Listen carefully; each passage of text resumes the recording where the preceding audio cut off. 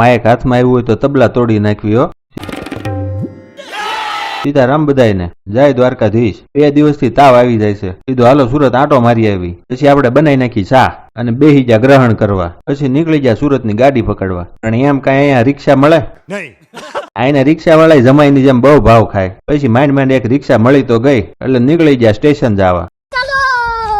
Station પહોંચ્યો તો ગાડી વાટે જ ઉભી હતી. બેહી જા ગાડીમાં અને ગાડી થઈ ગઈ રવાના. મસ્ત નજારો જોતા જોતા એ સુરત આવી ગયું. સુરત ઉતર્યા ત્યાં ભાઈબંધ આવી ગયો લેવા. પછી નીકળી જા દવાખાને. તાવ આવતો તો ને ડોક્ટર કે બહુ ભારે ડેન્ગ્યુ થઈ, આટલા ચડાવવા પડશે. ગાડી ઠેકાણે મૂકજો નકર ઠેકાણે પડી જાહે. 4 દિવસ બાટલા ચડાવ્યા ને નેટ આરામ કર્યો. પછી થોડોક ગાઢ આવ્યો એટલે બા ને દાદા ને મળવા આપણે નીકળી ગયા. પણ બા ને કઈક મોટા પાયે વહીવટ હાલતો હતો. પછી આપણે મુંબઈ ની બસ પકડીને નીકળી ગયા મુંબઈ ભણે. સારું હાલો આવજો તો સીતારામ બધાને.